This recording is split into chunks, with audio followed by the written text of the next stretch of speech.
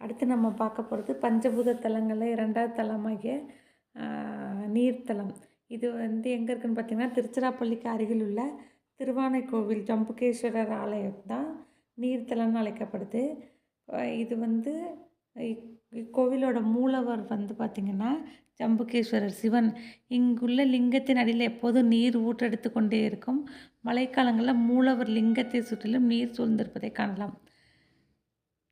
முற்காலத்தில் ஒரு யானை காவிரி நதியிலிருந்து நீர் கொண்டு சிவலிங்கத்திற்கு அபிஷேகம் செய்து வழிபட்டது. இதனால் இந்த ஊர் திரு ஆனைக்காவல் என பெயர் பெற்றது.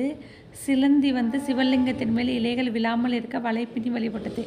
யானை தன் துதிக்கையால் அந்த வலையை அழித்ததால் கோபமுற்ற சிலந்தி யானை துதிக்கைக்குள் புகுந்து போராடி 2 மடிந்தன. அடுத்த பிறவியில் அந்த சிலந்தி கோச்சங்க சோழனாக பிறந்து யானை நுழைய முடியாதபடி உயரமாக கட்டப்பட்ட மாட கோவில்களை கட்டியதாக வரலாறு கூறுகிறது.